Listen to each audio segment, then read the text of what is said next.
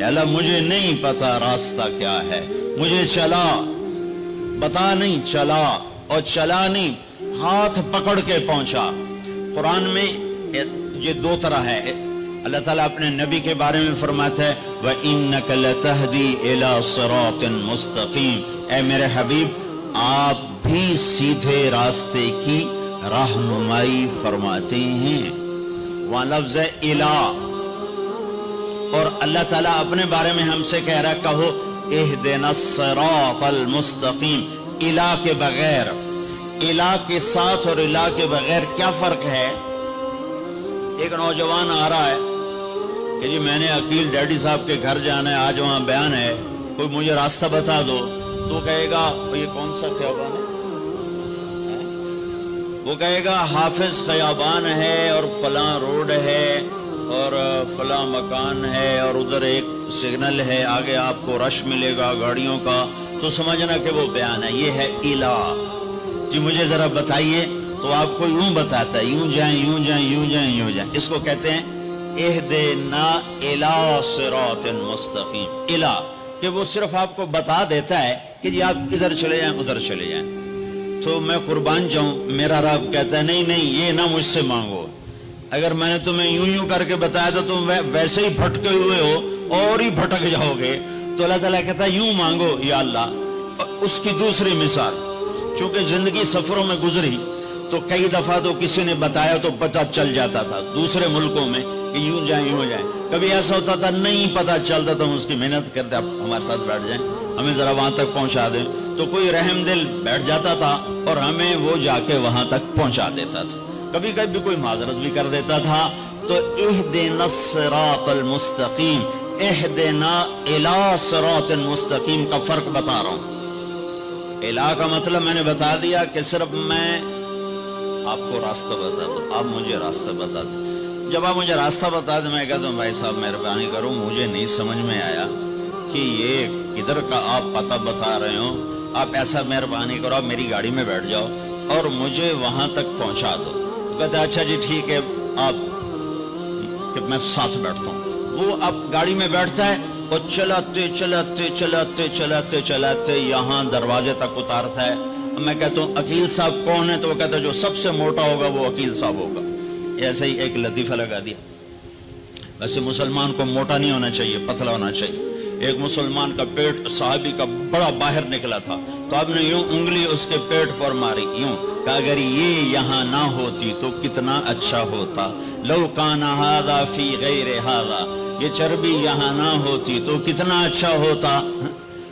کہ کئی آدمی ہیں جن کا پیٹ دائیں جاتا ہے وہ بائیں جاتے ہیں، وہ دائیں جاتے ہیں پیٹ بائیں جاتا ہے، وہ ہنستے ہیں تو منہ سے نہیں ہنستے پیٹ سے ہنستے ہیں،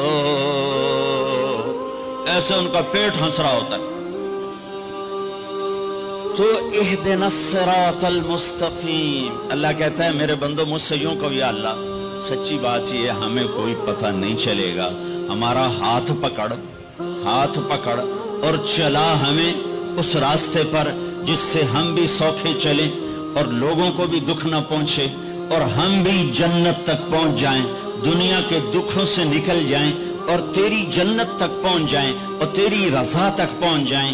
اہدنا الصراط المستقیم، ہمارا ہاتھ پکڑ، بھائی علی جان ادھر ہمارا ہاتھ پکڑ اور ہمیں ہاتھ پکڑ کے منزل تک پہنچا۔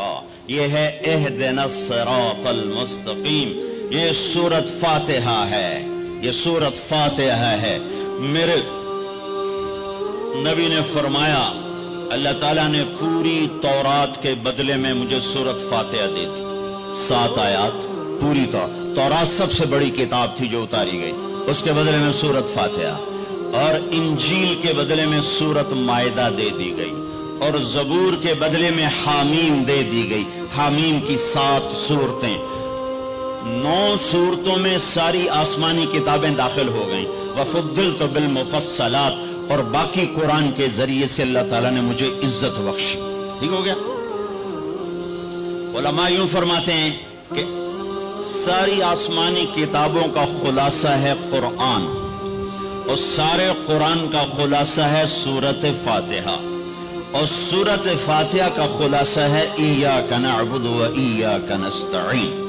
پھر علماء فرماتے ہیں سارے کلاموں کا سردار ہے قرآن، اور سارے قرآن کی سردار ہے سورہ بقرہ، اور سورہ بقرہ کی سردار ہے آیت الکرسی۔